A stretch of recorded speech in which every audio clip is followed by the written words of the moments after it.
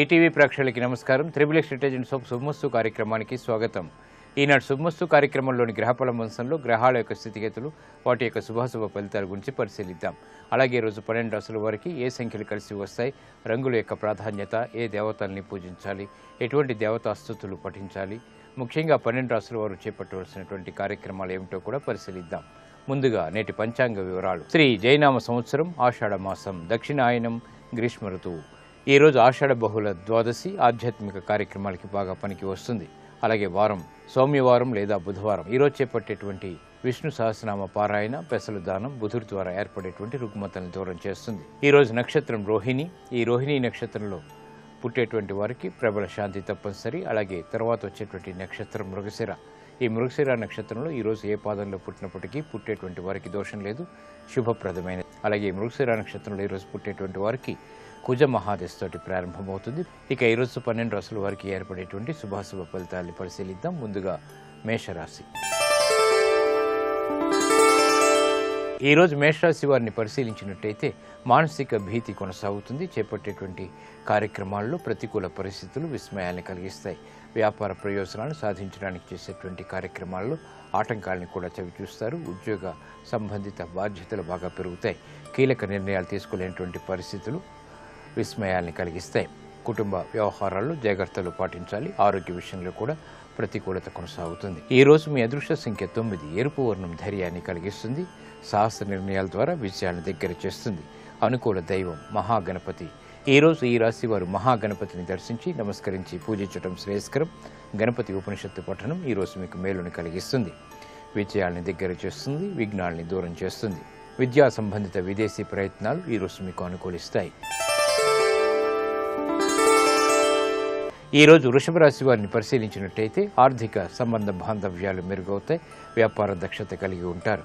ఆర్థికపరమైనటువంటి వ్యవహారాలు అన్ని రంగాల వరకు కలిసి వస్తాయి. విద్యాపరమైనటువంటి విషయాలు చేజిక్కించుకోగలుగుతారు. గృహ సంబంధిత కార్యక్రమాలను చకచకా పూర్తి చేయగలుగుతారు. శత్రువులు మిత్రులు అవుతారు. కోర్టు సంబంధిత వ్యవహారాల్లో కూడా విజయాలు సిద్ధిస్తాయి. కార్యక్రమ నిర్వహణలో ఏకాగ్రత పెరుగుతుంది. ఆరోగ్యం పదిలం. ఈ రోజు మీ అదృష్ట సంఖ్య 2. తెలుపు వర్ణం ప్రశాంతతను పెంచుతుంది. ఆహ్లాద పరిస్థితుల్ని ఆహ్వానిస్తుంది. అనుకూల దైవం మహాలక్ష్మి. ఈ రోజు ఈ రాశి వారు శ్రీ మహాలక్ష్మి అమ్మవారిని దర్శించి నమస్కరించి పూజించడం శ్రేయస్కరం.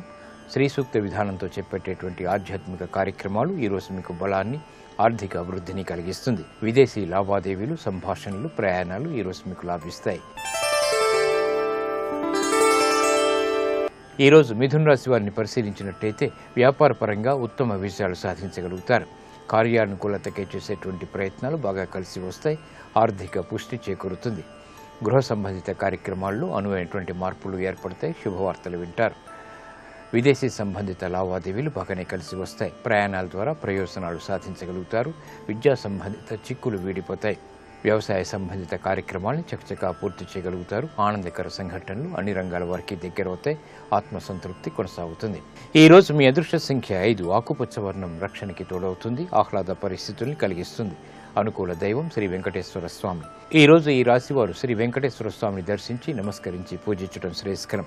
వెంకటేశ్వర స్వామికి చేసేటువంటి ఆధ్యాత్మిక పూజలు ఈరోజు ఉత్తమమైనటువంటి ఆర్థిక ప్రయోజనాల్ని కలిగిస్తుంది. ఆర్థిక వ్యవహారాలు, సంభాషణలు, లావాదేవీలు ఈరోజు మీకు లాభిస్తాయి. ఈరోజు కర్కాటక రాశి వారిని పరిశీలించినట్టయితే వ్యాపార ప్రయోజనాలకే చేపట్టేటువంటి కార్యక్రమాల్లో వ్యయం ఎక్కువగా ఉంటుంది. అలసత్వంతో కూడినటువంటి కార్యక్రమ నిర్వహణ కొనసాగించగలుగుతారు. వ్యాపార ప్రయోజనాలను సాధించడానికి చేసేటువంటి ప్రయత్నాల్లో విఘ్నాలు కొనసాగుతాయి. విద్యా సంబంధిత ప్రయత్నాల్లో జాగ్రత్తలు పాటించాలి. విదేశీ సంబంధిత లావాదేవీలు మాత్రం కలిసి వస్తాయి. ప్రయాణాల విషయంలో జాగ్రత్తలు తప్పనిసరి. ఆరోగ్య విషయంలో చిక్కులు కొనసాగుతాయి. లాభదాయకమైనటువంటి కార్యక్రమ నిర్వహణకై చేపట్టేటువంటి ప్రయత్నాలు కొంతవరకు ఊరట కలిగిస్తాయి. ఆరోగ్య విషయంలో జాగ్రత్తలు తప్పనిసరి. ఈ రోజు మీ అదృష్ట సంఖ్య 2. తెలుపు వర్ణం ప్రశాంతతను పెంచుతుంది. ఆహ్లాద పరిస్థితుల్ని ఆహ్వానిస్తుంది. అనుకూల దైవం మహాగణపతి. ఈ రోజు ఈ రాశి వారు మహాగణపతిని దర్శించి నమస్కరించి పూజించడం శ్రేయస్కరం. గణపతి ఉపనిషత్తు పఠనం ఈ రోజు మీకు మేలుని కలిగిస్తుంది. సంతృప్తికర సంఘటనల్ని కలిగిస్తుంది. వ్యాపార నూతన నిర్ణయాలు ఈ రోజు మీకు లాభిస్తాయి. ఈరోజు సింహరాశి వారిని పరిశీలించినట్టయితే వ్యాపార ప్రయోజనాల్ని సాధించగలుగుతారు. ఆరోగ్య విషయంలో జాగ్రత్తలు పాటించాలి. చేపట్టేటువంటి కార్యక్రమాల్లో మొదట ప్రతికూలత, తర్వాత అనుకూలత ఏర్పడతాయి. విద్యా సంబంధిత విషయాల్లో జాగ్రత్తతో కూడినటువంటి నిర్ణయాలు తప్పనిసరి. విదేశీ సంబంధిత లావాదేవీలు బాగా కలిసి వస్తాయి. రాజకీయ లబ్ధికే చేపట్టేటువంటి కార్యక్రమాల్లో విముఖత ఏర్పడుతుంది. కార్యక్రమ నిర్వహణలో లోపాలు ప్రబలమవుతాయి. చేపట్టేటువంటి వ్యవహారాలు మొదట అనుకూలించినప్పటికీ తర్వాత ప్రతికూలతని కూడా కలిగిస్తాయి. కాబట్టి జాగ్రత్తలు పాటించాలి. ఈ రోజు మీ అదృష్ట సంఖ్య 5. ఆకుపచ్చ వర్ణం రక్షణకి తోడవుతుంది. ఆహ్లాద పరిస్థితులకు దారితీస్తుంది. అనుకూల దైవం ఈశ్వరుడు. ఈ రోజు ఈ రాశి వారు శివాలయాన్ని దర్శించి ఈశ్వరుడికి అభిషేకాది కార్యక్రమాలు నిర్వహించడం ఉత్తమం. బిల్వపత్రితో కూడినటువంటి పూజలు ఈ రోజు మీకు మేలుని కలిగించి ఆత్మవిశ్వాసాన్ని పెంపొందింపచేస్తుంది. ఆర్థిక ప్రయత్నాలు ఈ రోజు మీకు ఊరట కలిగిస్తాయి. ఈ రోజు కన్యారాశి వారిని పరిశీలించినట్లయితే వ్యవహారాల్లో చుక్కెదురు పరిస్థితుల్ని అధిగమించగలుగుతారు. సంతోష వార్తలు వింటారు. వ్యాపారపరమైనటువంటి అభివృద్ధికే చేపట్టేటువంటి కార్యక్రమాలు కలిసి వస్తాయి. నూతన ఉత్సాహం పెరుగుతుంది. వ్యవసాయ సంబంధిత కార్యక్రమాల్లో విజయాలు సిద్ధిస్తాయి. నూతన కార్యక్రమాలు వ్యాపారరీత్యా కూడా చేపట్టగలుగుతారు. ఈ రోజు మీ అదృష్ట సంఖ్య 5. ఆకుపచ్చ వర్ణం ఆహ్లాదాన్ని కలిగిస్తుంది. శుభ సంఘటనల్ని కలిగిస్తుంది. అనుకూల దైవం శ్రీ మహావిష్ణువు. ఈ రోజు ఈ రాశి వారు శ్రీ మహావిష్ణువుని దర్శించి నమస్కరించి పూజించడం శ్రేయస్కరం.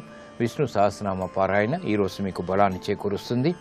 ఏలినాటి శని ద్వారా ఏర్పడేటువంటి విఘ్నాన్ని దూరం చేసి వ్యయాన్ని నియంత్రించి ఆదాయాన్ని పెంపొందింపచేస్తుంది. స్థిరాస్తి నిర్ణయాలు ఈ రోజు మీకు లాభిస్తాయి. ఈ రోజు తులారాశి వారిని పరిశీలించినట్టయితే ఆరోగ్య చిక్కులు ప్రబలమవుతాయి. ఆర్థిక వ్యవహారాల్లో గందరగోళ పరిస్థితులు కొనసాగుతాయి. స్థిరాస్తి విషయాల్లో జాగ్రత్తలు పాటించాలి. వ్యవసాయ సంబంధిత కార్యక్రమాల్లో ఆశించినటువంటి ప్రయోజనాలు వేగవంతంగా పొందలేకపోతారు. ఉద్యోగ సంబంధిత చిక్కులు ప్రబలమవుతాయి. ఆసక్తికరమైనటువంటి అంశాలు విద్యాపరంగా ఉన్నప్పటికీ అనుకూలతకి చేసేటువంటి ప్రయత్నాల్లో ఆటంకాలను చవిచూస్తారు. గృహ విషయాలు అనుకూలం. ఈ రోజు మీ అదృష్ట సంఖ్య 9. ఎరుపు వర్ణం ధైర్యాన్ని కలిగిస్తుంది. సాహస నిర్ణయాల ద్వారా విజయాన్ని దగ్గర చేస్తుంది. అనుకూల దైవం ఆంజనేయ స్వామి. ఈ రోజు ఈ రాశి వారు ఆంజనేయ స్వామిని దర్శించి నమస్కరించి పూజించడం శ్రేయస్కరం. ఆంజనేయ స్వామికి చేసేటువంటి ఆధ్యాత్మిక పూజలు, తమలపాకు పూజలు ఈ రోజు మీకు గ్రహ ప్రతికూలతని దూరం చేసి ఆహ్లాద పరిస్థితుల్ని కలిగిస్తుంది. ఉద్యోగ పునః ప్రయత్నాలు ఈ రోజు మీకు లాభిస్తాయి.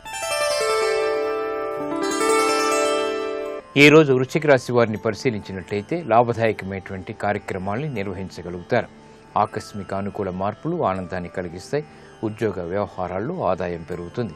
వ్యాపార ప్రతిబంధకాలు తొలగిపోతాయి. వృత్తిలో అభివృద్ధికి చేపట్టేటువంటి కార్యక్రమాలు కలిసి వస్తాయి. గృహంలో నూతన ఉత్సాహం పెరుగుతుంది. కార్య సాధనలో ఆత్మవిశ్వాసాన్ని పెంపొందింపచేసుకోగలుగుతారు. విద్యా సంబంధిత వ్యవహారాలు బాగా కలిసి వస్తాయి. విదేశీ వ్యవహారాల్లో కూడా ఆశించినటువంటి ప్రయోజనాలు దగ్గరవుతాయి. ఆరోగ్యం పదిలం. ఈ రోజు మీ అదృష్ట సంఖ్య 5. ఆకుపచ్చ వర్ణం రక్షణని కలిగిస్తుంది. ఆహ్లాద పరిస్థితుల్ని ఆహ్వానిస్తుంది. అనుకూల దైవం శ్రీ వెంకటేశ్వర స్వామి. ఈ రోజు ఈ రాశి వారు శ్రీ వెంకటేశ్వర స్వామిని దర్శించి నమస్కరించి పూజించడం శ్రేయస్కరం. వెంకటేశ్వర స్వామి యొక్క సుప్రభాత పఠనం ఈ రోజు మీకు మేలుని కలిగిస్తుంది. ఆధ్యాత్మిక పూజల ద్వారా బలాన్ని పుంజుకోగలుగుతారు. శుభ వార్తలు వింటారు. విదేశీ లావాదేవీలు, ప్రయాణాలు ఈ రోజు మీకు లాభిస్తాయి. ఈ రోజు ధనుసు రాశి వారిని పరిశీలించినట్టయితే సంబంధ బాంధవ్యాలు మెరుగవుతాయి. వ్యాపార ప్రయోజనాన్ని సాధించడానికి చేసేటువంటి ప్రయత్నాల్లో అనుకూలత ఏర్పడుతుంది. వ్యవహారాల్లో చుక్కెదురు పరిస్థితుల్ని క్రమక్రమంగా సడలించుకోగలుగుతారు. విద్యాపరమైనటువంటి కార్యక్రమాల్లో కూడా అనుకూలత సాధించగలుగుతారు. కుటుంబ వ్యవహారాలు బాగానే అనుకూలిస్తాయి. వ్యాపార సంబంధిత ప్రయోజనాల్ని మెల్లమెల్లగా సాధించగలుగుతారు. గృహ విషయాల్లో ఏర్పడినటువంటి అనిశ్చితి తొలగిపోతుంది. ఆర్థిక వ్యవహారాల్లో మొదట అనుకూలత, తర్వాత ప్రతికూలత ఏర్పడుతుంది. పిల్లల విషయంలో జాగ్రత్తలు పాటించాలి. ఆర్థిక వ్యవహారాల్లో కూడా. ఈ రోజు మీ అదృష్ట సంఖ్య 2. తెలుపు వర్ణం ప్రశాంతతను పెంచుతుంది. ప్రతికూల పరిస్థితుల్ని దూరం చేస్తుంది. అనుకూల దైవం ఈశ్వరుడు. ఈ రోజు ఈ రాశి వారు శివాలయాన్ని దర్శించి ఈశ్వరుడికి అభిషేకాది కార్యక్రమాలు నిర్వహించడం ద్వారా ప్రతికూల పరిస్థితులు దూరమవుతాయి. ఏకాదశ పూర్వక రుద్రాభిషేకం, బిల్వపత్రితో కూడినటువంటి పూజలు ఆర్థికపరమైనటువంటి చిక్కుల్ని దూరం చేస్తుంది. అభివృద్ధికి దోహదపడుతుంది. స్థిరాస్తి విక్రయాలు ఈ రోజు మీకు అనుకూలిస్తాయి.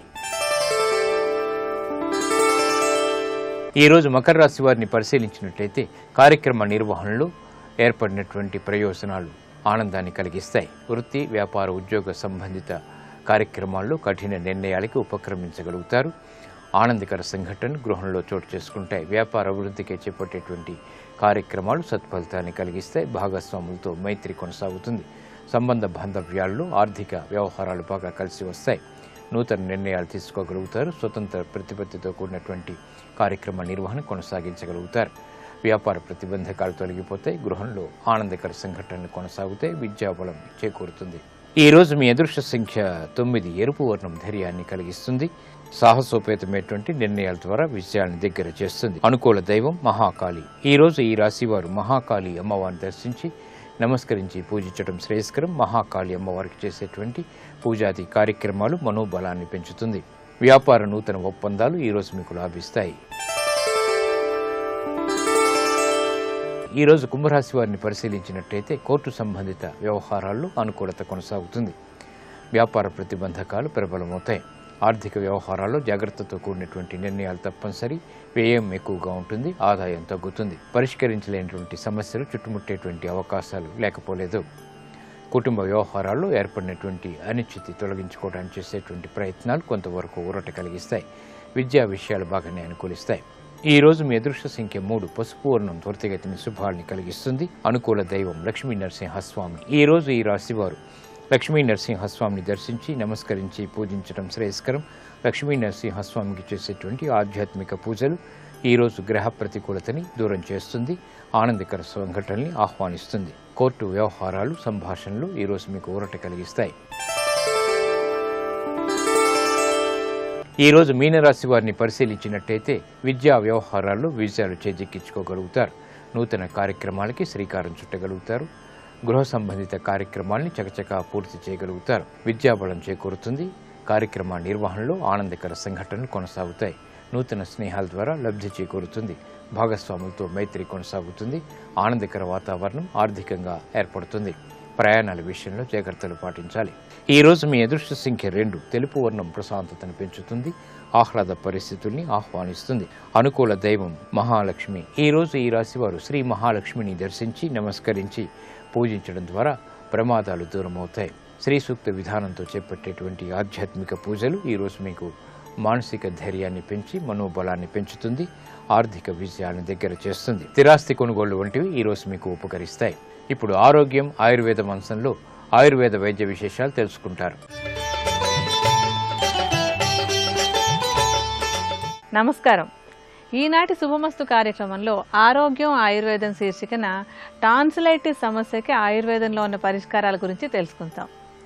ఈ టాన్సిలైటిస్ సమస్య అంటే టాన్సిల్స్ వాచిపోతూ ఉండడం అనేటువంటి సమస్య చాలా మంది చిన్నపిల్లల్లో ఉండేటువంటి సమస్య. ఇది మామూలుగా ఏంటంటే గొంతులో 2 పక్కల కూడా 2 గ్లాండ్స్ ఉంటూ ఉంటాయి. ఇవి మామూలుగా ఇన్ఫెక్షన్స్ లోపలికి రాకుండా రక్షణ ఇవ్వడానికి ఉండేటువంటివి. అయితే ఒక్కొక్కసారి ఈ గ్లాండ్స్కి ఇన్ఫెక్షన్ వస్తూ ఉంటుంది. ఆ ఇన్ఫెక్షన్నే టాన్సిలైటిస్ అంటారు.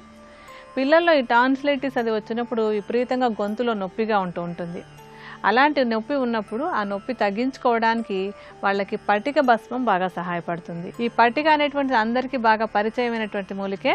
దీనికి ఏంటంటే ఈ పటికని మామూలుగా చిన్న చిన్న ముక్కలుగా దంచేసుకుని దాన్ని మూకుట్లో వేసుకోవాలి. అంటే పొయ్యి మీద ఒక మూకుడు పెట్టి నూనె నెయ్యి ఏం లేకుండా ఒట్టి మూకుట్లో ఈ చిన్న చిన్న ముక్కలుగా చేసుకున్నటువంటి పటికని అందులో వేసి పొయ్యి మీద కాలనివ్వాలి. అలా అవుతున్నప్పుడు ఏమవుతుందంటే ఆ పటికలో నుంచి నీరంతా బాగా బయటికి వెళ్ళిపోయి పాప్కార్న్ పొంగినట్టుగా పొంగుతుంది. అలా పొంగిన తర్వాత దాన్ని చల్లారనిచ్చి చేతితోటి కనుక ఇలా నలిపేసినట్టయితే అది ఒక పొడిలాగా అయిపోతుంది. దాన్నే పటిక భస్మం అంటాం.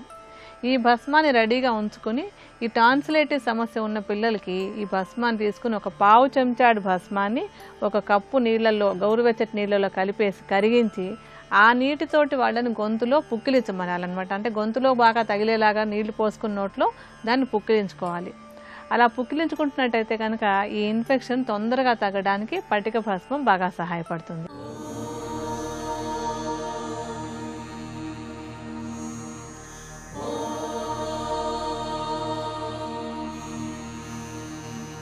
గురుర్బ్రహ్మా గురుర్విష్ణుః గురుర్దేవో మహేశ్వరః గురుః సాక్షాత్ పరం బ్రహ్మ తస్మై శ్రీ గురవే నమః.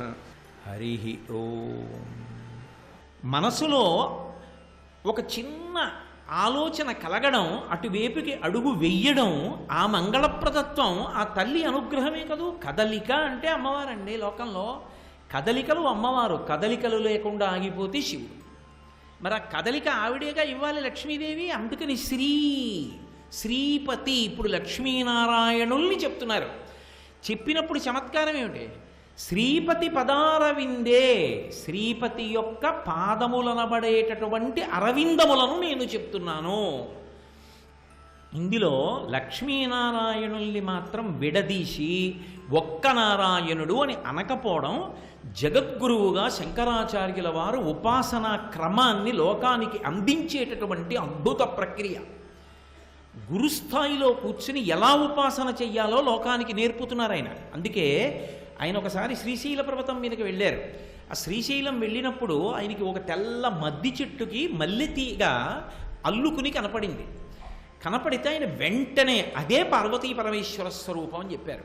సంధ్యారంభ విజృంభితం శృతిశిరస్థానాంతరాధిష్ఠితం సప్రేమ భ్రమరాభిరామమ సగృత్సద్వాసనాశుంభితం భోగీంద్రాభరణం సమస్త సుమన పూజ్యం గుణావిష్కృతం సేవే శ్రీగిరిమల్లికార్జున మహాలింగం శివాలింగితం. శివ అంటే అమ్మవారు, శివ అంటే శివుడు. అమ్మవారి చేత కౌగిలింపబడినటువంటి పరమశివుడిలా మల్లెతీగ చేత అల్లుకోబడినటువంటి ఈ అర్జున వృక్షం ఉందే, ఇదే నాకు పార్వతీ పరమేశ్వర స్వరూపము. అందుకే ఇప్పటికీ శ్రీశైలానికి స్థలవృక్షం అర్జున వృక్షం, తెల్లమద్ది చెట్టు. ఇప్పుడు దానికి పెద్ద వేదిక అవన్నీ కట్టారు కూడా శ్రీశైలంలో, ప్రదక్షిణం చేసుకోవచ్చు. అంత గొప్పది అది. బాహ్యంలో కరచరణాదులతో కదులుతున్న శివుడే. శివుణ్ణి ముట్టుకోవడం సాధ్యం కాకపోవచ్చు, స్థలవృక్ష రూపంగా మీరు ముట్టుకోవచ్చు శివుణ్ణి. ఆయన దగ్గరికి వెళ్ళి ఆయన పంచ దగ్గర కూర్చుంటే, పంచ మీకు తగులుతుంటే ఎలా ఉంటుందో, అర్జున వృక్షం కింద కూర్చుంటే శివుడి పాదముల దగ్గర కూర్చున్నట్టే. అది శ్రీశైలానికి ఉన్నటువంటి మహద్భాగ్యం. మధ్యార్జునానికి ద్రవిడ దేశంలో ఉంది, శ్రీశైలానికి ఆంధ్రదేశంలో ఉంది. అందుకని అక్కడ కూడా పార్వతీ పరమేశ్వర సమాగమ స్వరూపంగా చెప్తారు. పరాశర భట్టర్లు శ్రీగుణరత్నకోశం చేస్తే లక్ష్మీనారాయణుల గురించి చెప్తే ఒక నారాయణుణ్ణి ఉపాసనగా చెప్పరు. అనుకలతనుకాండాలింగనారంభ శుంభత్ ప్రతిదిశ భుజశాఖా శ్రీ సకానోకహర్ది స్థననయన గుళుచ్ఛస్పార పుష్పద్విరేఫ రచయితుమయి లక్ష్మీ కల్పవల్లీ కటాక్షాన్ అంటారు. అమ్మా అని లక్ష్మీదేవిని పిలిచినా, అమ్మా నిన్నొక్కదాన్ని రమ్మని నేను అడగట్లేదు, నువ్వు ఎలా నాకు కనపడాలో తెలుసా? అనుకలతనుకాండాలింగనారంభ శుంభత్ ప్రతిదిశ భుజశాఖా శ్రీ సకానోకహర్ది స్థననయన గుళుచ్ఛస్పార పుష్పద్విరేఫ. పెద్ద పెద్ద పువ్వులున్నటువంటి తీగ ఒక మహావృక్షాన్ని అల్లుకుపోయింది అనుకోండి. అల్లుకుపోతే ఇప్పుడు ఆ పువ్వులు దాని కాండానికి నొక్కుకుంటాయి. నొక్కుకున్నట్టుగా అల్లుకుపోయినటువంటి తీగ ఎలా ఉంటుందో అలా నీ స్తనములు గట్టిగా నారాయణమూర్తికి నొక్కుకునేటట్టుగా కౌగిలించుకున్నటువంటి మీ ఇద్దరి రూపానికి నేను నమస్కరిస్తున్నాను. అది సనాతన ధర్మంలో ఉపాసన క్రమం. అలా పక్కన శక్తి లేకుండా ఉపాసన చేయరు, శక్తితో కలిపి ఉపాసన చేస్తారు. అందుకే ఏదో శిచీ పురంధరాభ్యాం నమః, అరుంధతి వశిష్టాభ్యాం నమః, పార్వతీ పరమేశ్వరాభ్యాం నమః, శక్తితో సీతారామాభ్యాం నమః, సీతమ్మతో కలిసిన రాముడు, సీతమ్మ పక్కన లేని రాముడు ప్రళయకారకుడు, శ్రీరాముడు. అందుకే శ్రీతో కలిపి రాముణ్ణి చెప్తారు. కాబట్టి శంకర భగవత్పాదులు కేవలంగా శ్లోకరచన కాదు, అందులో ఎన్ని ఉపదేశాలు ఉంటాయో అంతర్లీనంగా. అందుకే మహానుభావుడు సౌందర్యలహరి చేస్తే అమ్మవారి వైభవం చెప్పారు. ఎంత గొప్పదని చెప్పండి మీరు. ఆవిడ సంతోషపడేది ఇప్పుడు అంటే ముందు అసలు ఆవిడ యొక్క భర్త గురించి చెప్తే ఆవిడ సంతోషిస్తుంది. ఆవిడ ఫలా ఇంత గొప్పదండి అంత గొప్పదండి అంటే ఆవిడికి సంతోషం కాదు, ఆయన ఇల్లాలండి అంటే ఆవిడికి సంతోషం. అందుకే మహామాయా విశ్వం భ్రమయసి పరబ్రహ్మ మహిషి అన్నారు. ఆవిడ పరబ్రహ్మమునకు మహిషి, మహాపతివ్రత. ఆవిడ భర్త గురించి చెప్తే తప్ప ఆవిడ గురించి చెప్పడాన్ని ఆవిడ ఇష్టపడదు. ఈ సంప్రదాయం సనాతన ధర్మానికి చెందినది. అందుకే ఈ దేశంలో ఎంత గొప్పదవనివ్వండి, ఆడది కోరుకునేది ఏది అంటే భర్త గుండెల్లో స్థానం. ఏది పోయినా ఒప్పుకుంటుంది. నేను ఇవాళ ఇక్కడ అన్నం తినలేదే, పక్కింట్లో తినేశాను, వాళ్ళ ఇంట్లో ఏదో కాకరకాయ వేపుడు వేయించానన్నారు, నాకు చాలా ఇష్టమే, అందుకని చెల్లెమ్మ పెట్టేయన్నాను, పెట్టేసింది, తినేసి వచ్చేసానే అన్నాడు అనుకోండి, ఏమనుకోదు. కానీ తన స్థానంలోకి ఇంకొకరు వస్తున్నారు అన్నారనుకోండి, ఎవరికైనా కన్నెర్రబడుతుంది. అందుకే శంకరులంతటి వారు పార్వతీదేవికి కూడా మినహాయింపు ఇవ్వాల. సరోషా గంగాయాం, గంగమ్మ పేరు చెప్తే పార్వతీదేవి కూడా కన్నెర్రబడుతుంటే, ఏమిటో నాకు తాళి కట్టినవాడు, నిన్ను భరించినవాడు, నీది నాది ఒకటే అంటుంది ఆవిడ కూడా. అది అంగీకరించదు. అది సనాతన ధర్మానికి జీవనాడండి. మిగిలిన దేశాల్లో నేను విమర్శించడం నా ఉద్దేశ్యం కాదు. ఇవాళ పెళ్లి చేసుకుని వారం రోజులు పోయిన తర్వాత విడాకులు ఇచ్చుకుంటారు. ఈ దేశంలో చావో రేవో అంతే. ఆ జన్మకొక్కతే భార్య, ఆ జన్మకొక్కడే భర్త. ఒకసారి తాళి కడితే గడసరి ఇల్లాలైతే తన్ని రక్షిస్తోంది, అమాయకురాలైతే తను రక్షిస్తున్నాడు. గయ్యాళి పెళ్ళమైతే తొందరగా వైరాగ్యం వచ్చింది, అనుకూలవతి అయితే ధార్మిక మార్గంలో నడవడానికి అనుకూలమైంది. ఏదైనా ఆమె అదృష్టశాలే తప్ప ఆమె తనకి బరువు అన్నడు కాదు. అది ఈ దేశ సంస్కృతి, ఈ దేశ వైభవం. 1000 పడగలని విశ్వనాథ సత్యనారాయణ గారు పొంగిపోయాడు. 999 పడగలు చితికిపోయాయేమో. ఒక్క వైవాహిక వ్యవస్థ ఈ దేశంలో ఇంకా అలా నిలబడి ఉంది అని. అది పాడయ్యేటట్టుగా పిల్లలకి నేర్పడం చాలా దోషభూయిష్టమైనటువంటి విశేషం. శంకరులు ఎక్కడైనా సరే జగద్గురు స్థానంలో నిలబడి సంప్రదాయనిష్ట పాడవనివ్వరు. సంప్రదాయనిష్టను అలాగే నిలబడతారు. అది మహత్కార్యం అండి. దాంట్లో తప్పు పట్టడానికి ఏం ఉండదు. అందుకే మహానుభావుడు శ్రీపతి అయితే ఇందులో చమత్కారం ఒకటి ఉంది. శ్రీపతి పాదములు అరవిందములు. శ్రీ ఎక్కడుంటుంది? లక్ష్మీ అరవిందంలోనే ఉంటుంది. లక్ష్మీ అరవిందమునందు అంటే తామర పువ్వులో ఉంటుంది. అందుకే పద్మాననే పద్మవూరు పద్మాక్షి పద్మ సంభవే. ఆవిడ చేతులు పద్మములు, ఆవిడ మెళ్ళో వేసుకునేది పద్మమాలాధరాం దేవీం పద్మినీం పద్మగంధినీం పద్మాసనే. ఆవిడ పద్మమునందు కూర్చుంటుంది, శరీరం పద్మగంధంతో ఉంటుంది, అంతా పద్మ సంబంధం. ఆవిడ ఎక్కడున్నా ఇలా పై 2 చేతుల్లోనూ పద్మాలు పట్టుకుని ఉంటుంది. ఏమిటి ఆ పద్మానికి ఆవిడికి అనుబంధం? పైకి నేను చెప్పడానికి బాగుంటుందేమో కానీ తామర పువ్వులో కూర్చుంటే బాగుంటుందండి, నలిగిపోదు. మరి ఏమిటి లక్ష్మీదేవి తామర పువ్వులో ఉంటుంది అన్న మాటకు అర్థం ఏమిటి అంటే వికసనమునకు ఆమె ప్రకృతి రూపిణి అని గుర్తు. పువ్వుకి వికసనం అంటారు, పువ్వు వికసించింది అంటారు. పువ్వు వికసనాన్ని పొందేటప్పుడు అందులో ఒక అద్భుతం ఉంటుంది. బసవేశ్వరుడు శ్లాఘించాడు ఆ వికసన దృక్పథాన్ని. నిన్న మొగ్గ మీరు బలవంతంగా విప్పారనుకోండి, రేకులు పసరిక వాసన కొడతాయి, అవి నిలబడవు సరిగ్గా, మళ్ళీ కాసేపటికి ఇలా ముడుచుకుపోతాయి. ఏదో పులి చర్మం చుట్టుంటే మీరు వేసు కూర్చుని లేచిపోతే చుట్టుకున్నట్టు.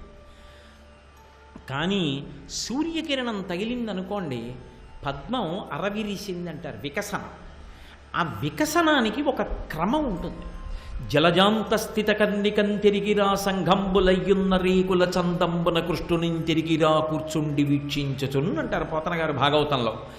మధ్యలో కర్ణిక ఉంటుంది, దుద్దు. ఆ దుద్దు చుట్టూ రేకులు ఉంటాయి. ఈ రేకులు ఒక క్రమంలో విచ్చుకుంటాయి. ఎంత అందంగా విచ్చుకుంటాయంటే తెల్లవారుజామున మీరు 5 గంటలకి చూసినప్పుడు నేలలో పెట్టినటువంటి బీజము విస్ఫోటనం చెంది అంకురం పైకొస్తుంటే ఎలా ఉంటుందో అలా కొద్దిగా తోమిస్తాయి. లోపల పసుపచ్చటి కేసరములు ఒక్కటే కనపడతాయి, దుద్దు కనపడదు. మీరు అలా కూర్చుని చూస్తున్నారనుకోండి, కాసేపటికి ఆ రేకులు ఇలా ఇలా విచ్చుకోవడం మొదలు పెడతాయి.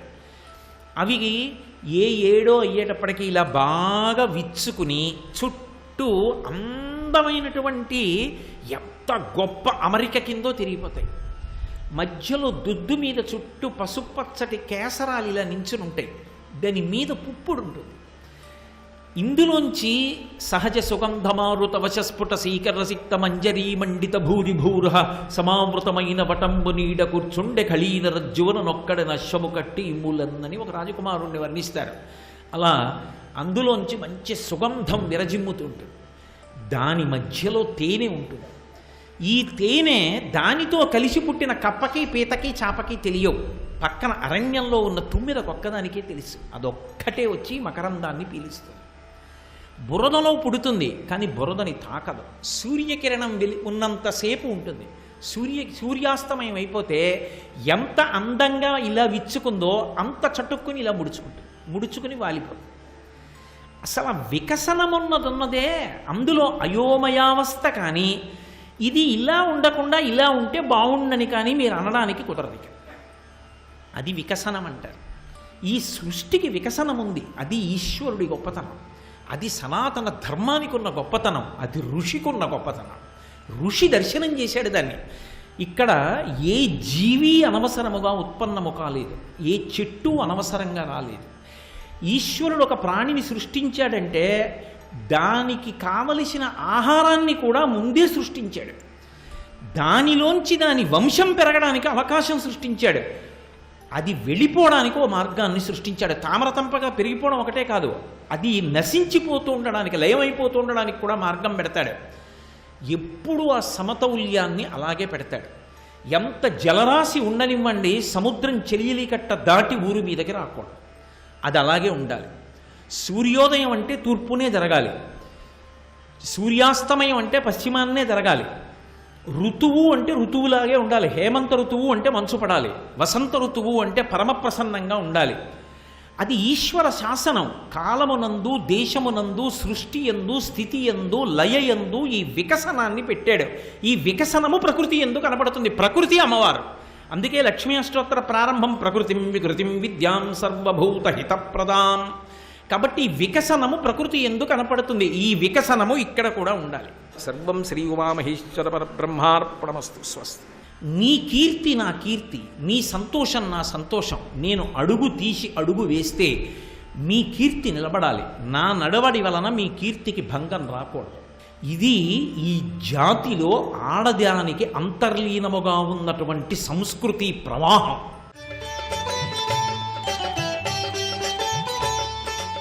ఈ టాన్సిలైటిస్ సమస్యతో బాధపడేటువంటి పిల్లలు చాక్లెట్లు, తర్వాత కేక్స్, తర్వాత చల్లటి పానీయాలు, వీటిని బాగా తగ్గించుకోవాలి.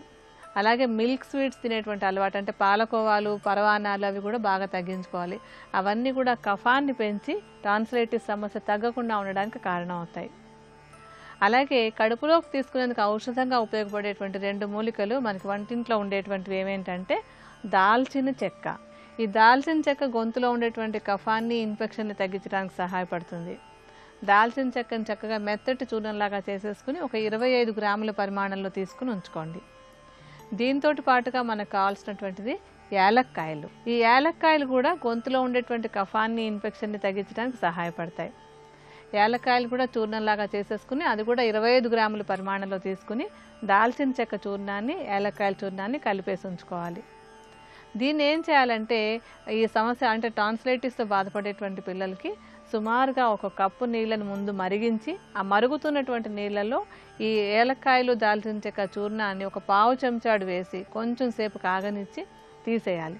ఆ తర్వాత ఏంటంటే కొంచెం గోరువెచ్చగా ఎంతవరకు ఉంచుకుని, గోరువెచ్చగా ఉండగా అందులో కొంచెం తేనె కలపాలి. ఆ గోరువెచ్చటి కషాయంలో కొంచెం తేనె కలిపి పిల్లలు సిప్ చేసుకునేలాగా, అంటే ఒక్కొక్క గుటక మింగేలాగా ఇచ్చినట్టయితే కనుక ఈ టాన్సిలైటిస్ సమస్య తగ్గడానికి ఏలక్కాయలు, దాల్చిన చెక్క, తేనె కూడా బాగా సహాయపడతాయి. మరికొన్ని అనారోగ్య సమస్యలు, వాటికి ఉండేటువంటి ఆయుర్వేద పరిష్కారాల గురించి రేపటి శుభమస్తులో తెలుసుకుందాం.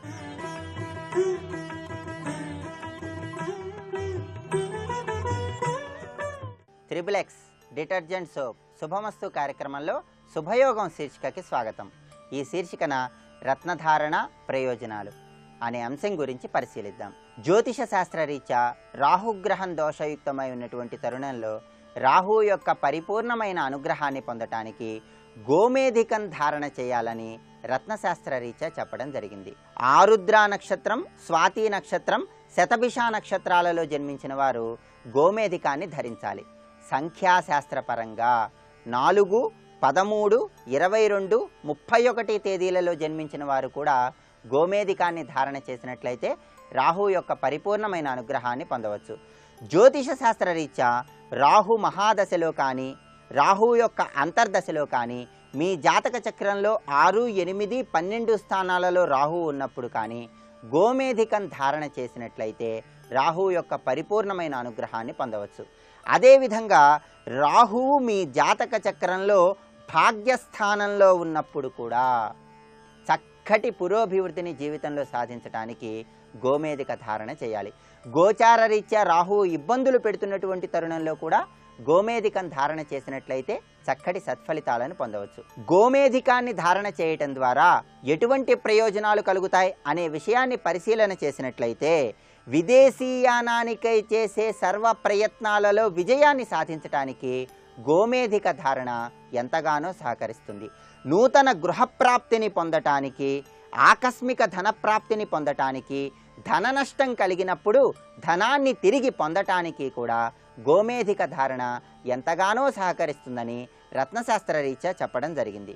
అదేవిధంగా బంధువులలో తాత, బావ, బావమరిది, వదిన, మరదలు వీళ్ళ ద్వారా చక్కటి ప్రయోజనాలను పొందటానికి, వీళ్ళ యొక్క సహాయ సహకారాల ద్వారా జీవితంలో అత్యుత్తమ స్థితిని పొందటానికి కూడా గోమేధిక ధారణ ఎంతగానో ఉపయోగపడుతుంది. అదేవిధంగా గోమేధికాన్ని ధారణ చేసినట్లయితే శత్రువుల మీద సులభంగా విజయాన్ని సాధించవచ్చు. అంతఃశత్రువుల ప్రభావం నుండి సులభంగా బయటపడవచ్చు. ఆధ్యాత్మిక పరంగా కూడా మంత్రసిద్ధిని పొందటానికి గోమేధిక ధారణ ఎంతగానో ఉపయోగపడుతుంది. జ్యోతిష శాస్త్రరీత్యా జాతక చక్రంలో లగ్నం 2, 4, 5, 7, 8, 12 స్థానాలలో రాహుగ్రహం గనక ఉన్నట్లయితే దానిని నాగదోషంగా చెప్పుకోవచ్చు. ఈ నాగదోషం నుండి బయటపడటానికి కూడా గోమేధిక ధారణ ఎంతగానో ఉపయోగపడుతుంది. కాలసర్పదోషం వల్ల కలిగే చెడు ఫలితాలను తొలగింపజేసుకోవటానికి కూడా గోమేధికం యొక్క ధారణ ఎంతగానో సహకరిస్తుంది. అదేవిధంగా గోమేధికాన్ని ధరించినట్లయితే తత్వశాస్త్రంలో, పరిశోధనా రంగంలో అత్యద్భుతమైనటువంటి విజయాలను సాధించవచ్చు. అదేవిధంగా రాజకీయ రంగంలో విశేషంగా రాణించటానికి, స్త్రీల ద్వారా, స్త్రీల యొక్క సహాయ సహకారాల ద్వారా జీవితంలో అత్యుత్తమ స్థితికి ఎదగటానికి కూడా గోమేధిక ధారణ ఎంతగానో ఉపయోగపడుతుంది. అలాగే స్థానచలనం ద్వారా విద్యలలో ఏవైనా ఆటంకాలు ఏర్పడుతున్నటువంటి తరుణంలో స్థానచలనం ద్వారా విద్యలలో సంభవించేటటువంటి ఆటంకాలను తొలగింపజేయటానికి, విద్యలలో అత్యద్భుతమైనటువంటి రీతులలో ఉత్తీర్ణత సాధించటానికి కూడా గోమేధికం యొక్క ధారణ ఎంతగానో ఉపయోగపడుతుంది. తల్లిదండ్రులతో మంచి సత్సంబంధాలను పెంపొందింపజేయటానికి, ఆరోగ్యపరంగా ఆకలిని కలిగింపజేసి జీర్ణశక్తిని పెంపొందింపజేయటానికి, శ్లేష్మ దోషాలను తొలగింపజేయటానికి కూడా గోమేధిక ధారణ చేసినట్లయితే సుఖ జీవనం కలుగుతుందని నక్షత్రాల రీత్యా, సంఖ్యాశాస్త్ర రీత్యా చెప్పబడినటువంటి వారు గోమేధిక ధారణ చేసినట్లయితే రాహు యొక్క పరిపూర్ణమైనటువంటి అనుగ్రహాన్ని పొంది జీవితంలో అత్యుత్తమ స్థితికి ఎదగవచ్చని రత్నశాస్త్ర రీత్యా చెప్పడం జరిగింది. మరి ఈ గోమేధికాన్ని ఏ విధంగా ధరించాలి? గోమేధికం ధారణ చేసేటటువంటి సమయంలో ఎటువంటి విధి విధానాలను పాటించాలి? గోమేధికాలలో ఉన్నటువంటి దోషాలు ఏంటి? ఈ అంశాలను గురించి వచ్చే బుధవారం శుభమస్తు కార్యక్రమంలో శుభయోగం శీర్షికన తెలుసుకుందాం. రేపటి శుభమస్తు కార్యక్రమంలో శుభయోగం శీర్షికన కళలు, వాటి ప్రభావాలు అనే అంశం గురించి పరిశీలన చేద్దాం.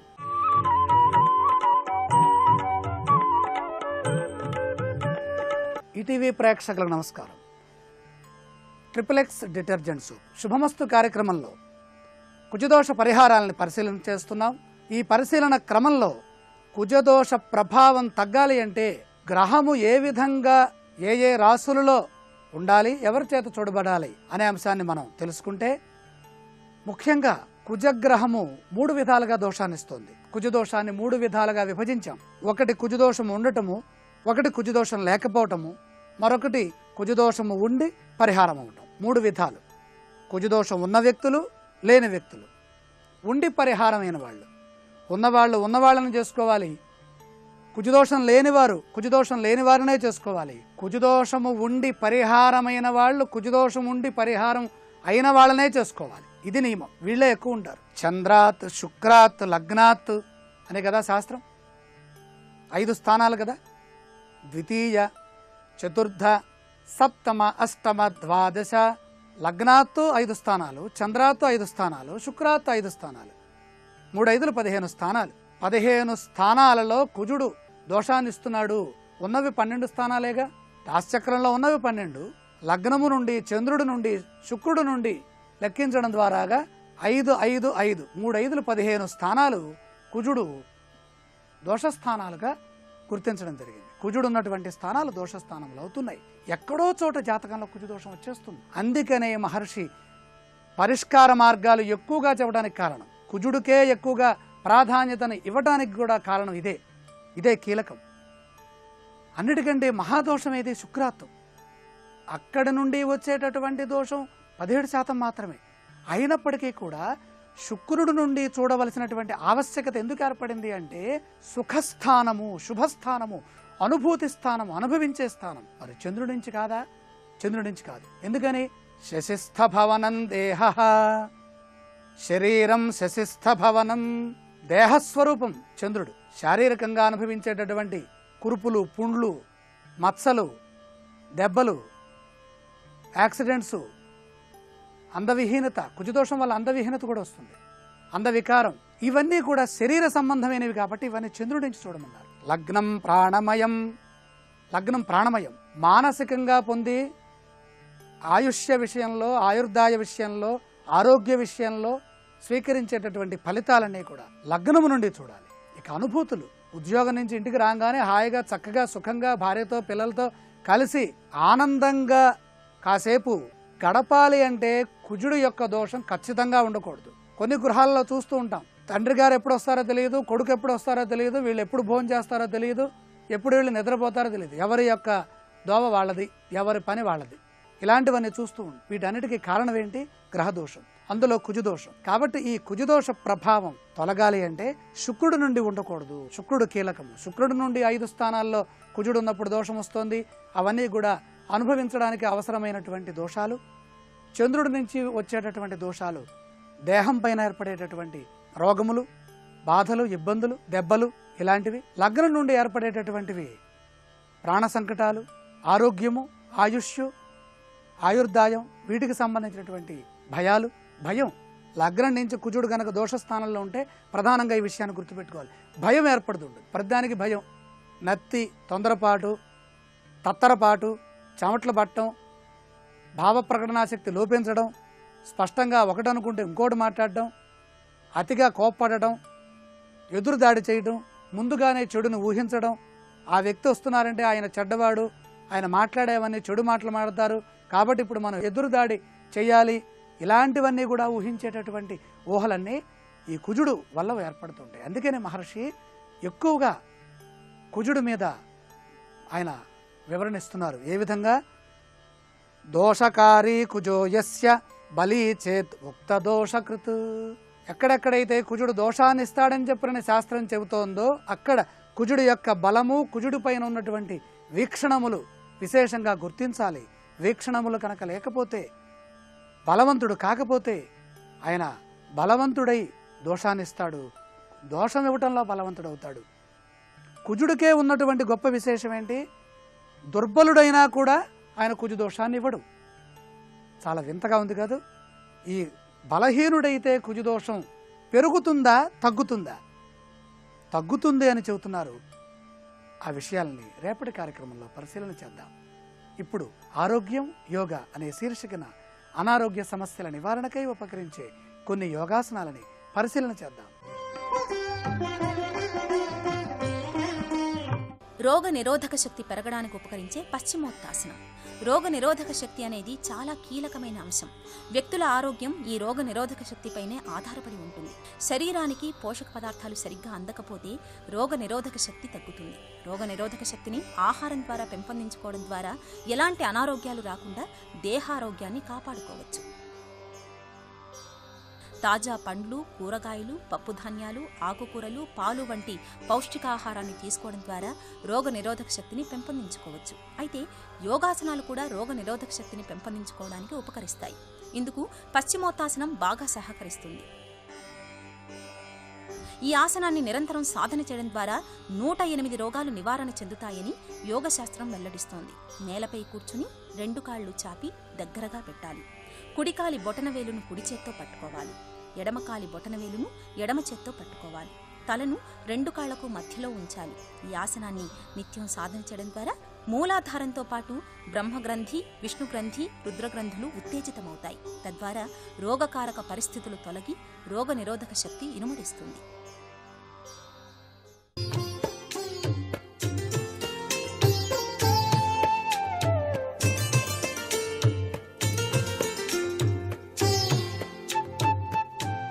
ట్రిపుల్-ఎక్స్ డిటర్జెంట్ సోప్ శుభమస్తు కార్యక్రమంలో గృహ బలం అంశానికి స్వాగతం. అందమైన గృహాన్ని చూసినప్పుడు ఎవరికైనా సరే చాలా ఆహ్లాదంగా, ఆ కంటికి చాలా ఇంపుగా కనిపిస్తుంది. అయితే ఆ ఇంటికి వేసినటువంటి రంగుల కలయిక చాలా ఆకర్షణీయంగా ఉంటుంది. ఒక్కొక్క ఇంటికి రంగులు వేసినప్పుడు అద్భుతంగా వేశారు, ఈ యొక్క రంగులు ఎంత బాగున్నాయో అని చెప్పేసి అనిపిస్తూ ఉంటుంది. ఈ రంగులు వేసేటువంటి విశేషాంశాల్లో కూడా వాస్తు శాస్త్రం కొన్ని నియమాలు, ఏ రంగు వేస్తే ఎటువంటి ప్రభావం కలుగుతుంది అనేటువంటి విషయాన్ని కూడా మనకు తెలియజేస్తుంది. ఈ రంగుల ఎంపిక ఎలా ఉండాలి అనేటువంటి విషయం గురించి మరొకసారి కనుక అవగాహన చేసుకున్నట్లయితే, ప్రస్తుత నవీన యుగంలో భవనాలు రకరకాలైనటువంటివి నిర్మాణం జరుగుతున్నాయి. ఆ ఇంటి నిర్మాణంలో రంగులు అనేటువంటివి వాస్తు పరంగా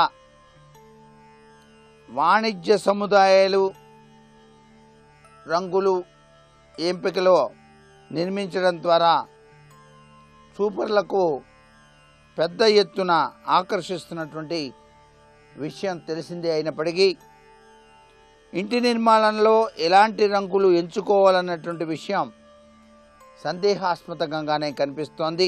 రంగులను ఎంచుకోవటం కీలకమని, మనిషి పెరుగుదల, పేరు ప్రతిష్టల ఆర్జనలో రంగులు కీలక పాత్ర వహిస్తాయి అనేటువంటి విషయాన్ని కూడా గుర్తుపెట్టుకోవాలి. ఒక్కొక్క వ్యక్తి పుట్టినటువంటి తేదీని బట్టి ఆ తేదీ యొక్క తత్వాన్ని అనుసరించి ఆ గ్రహరిచార రీత్యా వాడవలసినటువంటి బట్టల రంగులు కూడా ఉన్నాయి జాతకరీత్యా.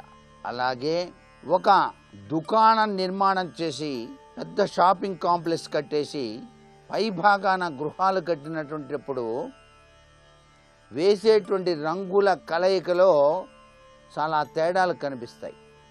అంటే కింద ఒక రంగు, పైన ఒక రంగు అని చూడగానే దుకాణం ఆ వినియోగదారులను ఆకర్షించే రీతిలో ఉండాలి కదా వ్యాపార సరళరీత్యా.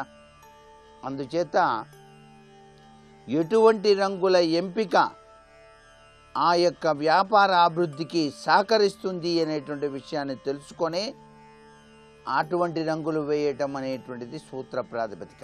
అలాగే ఆ నిర్మాణాత్మకమైనటువంటి చర్యలు చేపట్టి కట్టినటువంటి విధి విధానాన్ని బట్టి రంగుల అమరిక కూడాను అందాన్ని ఇనుముడింపజేస్తుంది. అంతేకాని ఇష్టం వచ్చినట్టుగా ఏదో రంగు వేసేసాంలే సరిపోయిందంటే కుదరదు. అన్నిటికన్నా మూలవంతమైనటువంటిది, అందరికీ నచ్చేది తెలుపు రంగే. కానీ కేవలం తెల్ల రంగే మొత్తం గనక వేసినట్లయితే అంత ఇదిగా కొట్టొచ్చినట్టుగా కనపడదు. కాబట్టి రంగుల హరివిలులా ఆ గృహం విరాజిల్లే విధంగా ఉండటం మంచిది అనేటువంటి తలంపు చాలా మందిలో ఉన్నది.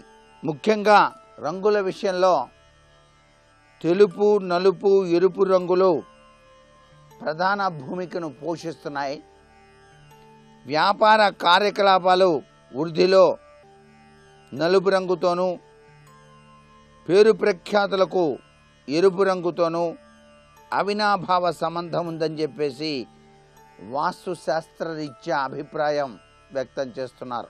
ఒక గృహానికి లేదా వాణిజ్య సముదాయానికి వాడబడేటువంటి రంగులను బట్టే మనలో ఉత్సాహం, శక్తి పెరుగుతుందని, అందువలన గృహానికి అనుకూలమైనటువంటి రంగులు వాడటం చాలా అవసరమని మనకు వాస్తుశాస్త్రం తెలియజేస్తోంది. గృహమే కాకుండా వంటగది, పడక గది, ఆఫీసు గది, పూజ గది, బాత్రూమ్ ఇలా ఏవైనా సరే కావచ్చు, వాటిని ఉపయోగించేటువంటి, అక్కడ వినియోగించేటువంటి రంగులు అక్కడ ఉండేటువంటి వ్యక్తుల అభిరుచికి తగినట్టుగా ఉండాలి అనేటువంటి విషయాన్ని కూడా ఇక్కడ మనం గుర్తుపెట్టుకోవాలి. మరికొన్ని ముఖ్య విషయాలు రేపటి శుభమస్తు కార్యక్రమంలో తెలుసుకుందాం. ఇప్పుడు ఆరోగ్యం యోగా అనే శీర్షికన అనారోగ్య నివారణ కోసం యోగాసనాలు ఏమిటో చూద్దాం. రోగ నిరోధక శక్తి పెంపొందడానికి తిథిభాసనం కూడా చక్కగా ఉపయోగపడుతుంది. రోగ నిరోధక శక్తి పెంపొందించుకోవడం ద్వారా శారీరక మానసిక ఆరోగ్యం చేకూరుతుంది. వాతావరణ మార్పుల వల్ల, ఇన్ఫెక్షన్ల వల్ల, వైరస్ల వల్ల వ్యాపించే రోగాలు దరిచేరకుండా ఉంటాయి.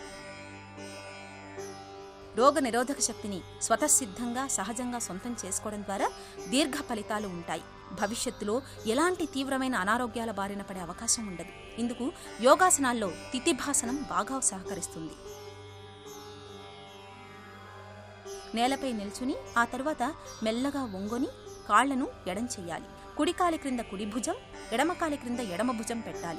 చేతుల్ని నేలపై ఉంచి కాళ్ళని గాలిలో ఉంచాలి. అయితే ఈ ఆసనాన్ని వేయడం కష్టసాధ్యం.